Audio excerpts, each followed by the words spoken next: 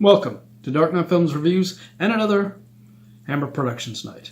Tonight, I will be reviewing Hands of the Ripper, released in 1971, directed by Peter Sasdy, from a script by L.W. Davidson and Edward Spencer Shute, and starring Eric Porter, Angharad Rees, Jane Merrow, Keith Bell, Derek Godfrey, Dora Bryan, Marjorie Rhodes, Lynda Barron, and Douglas Chippendale. Now, this film was made around the time when Hammer was doing those kind of female-led variations on stories, the way that they did so well with Frankenstein Created Woman and Dr. Jekyll and Sister Hyde. And they weren't always great. I mean, you had Blood from the Mummy's Tomb, which wasn't so good. But this one, I think, is on the side of the good. It takes the premise of the Jack the Ripper story, and it tells the story that Jack the Ripper, before he disappeared and was never caught, it's revealed that he had a wife, he eventually killed her, and he had a daughter. And his daughter witnessed the murder of his wife. And she was just a very young child at this time. I think she was probably only about 3 years old, probably at this point. And this event, of course, traumatized her. And these traumas she's kept deep in her psyche. And eventually she grows up to be this, I think, 18, 19-year-old girl.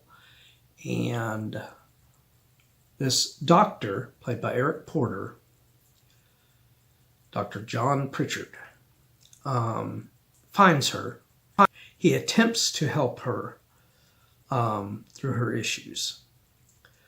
And Angharad Rees plays Anna, the daughter of Jack the Ripper of this tale. And she is really good in her part in here, as is Eric Porter. Eric Porter is really likable, and he's really wanting to help her.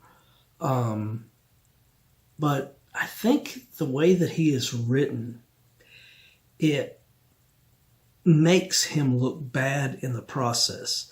Now, this is well directed by Peter Sasdy.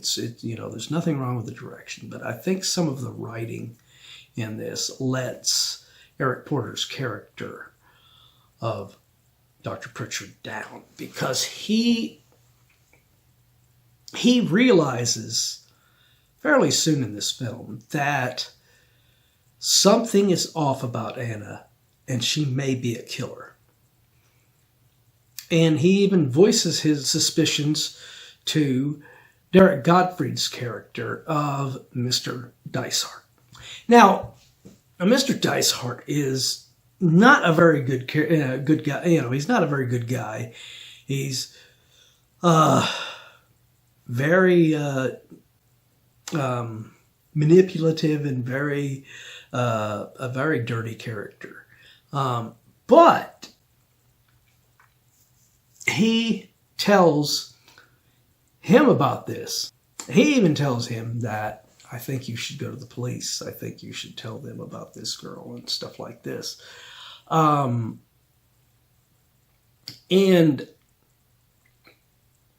he doesn't do it. He doesn't. This is coming from a guy who's very questionable, and he even sees that something is off with this girl. You need to do something about this. And he doesn't do it.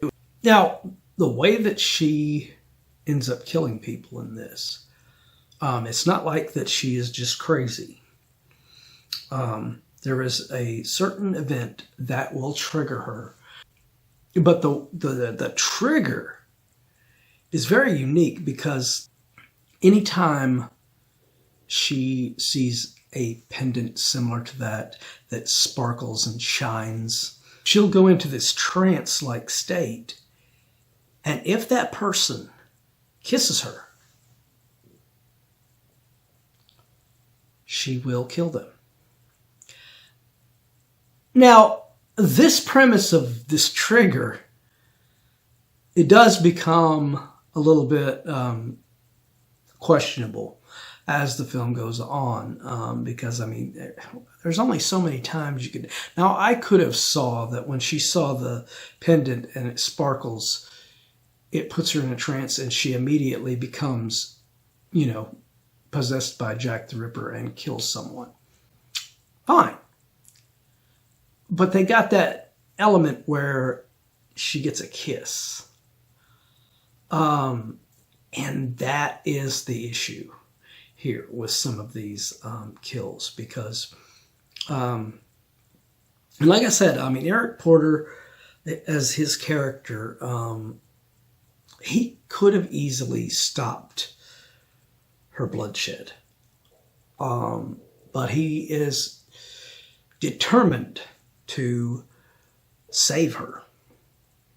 And he thinks that he can quench these desires wherever they came from. But he just causes more people to die in the process. He is not helping matters. In fact, he even causes the death of a character. He takes her to see this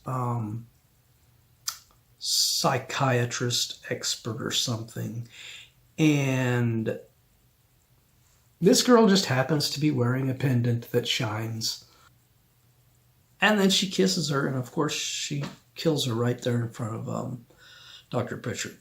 And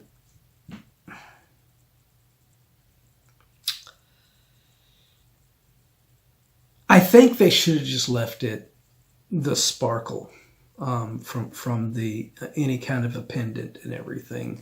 And it's bad enough that, because, most of these, it's a stretch that this person would happen to be wearing jewelry, this person happens to be wearing jewelry, this person happens to be wearing jewelry, that happens to sparkle in the light about the same time as, and causes this. But the fact that every one of these characters that she eventually kills or tries to kill, in the case of Jane Morrow's character of Laura late in the film.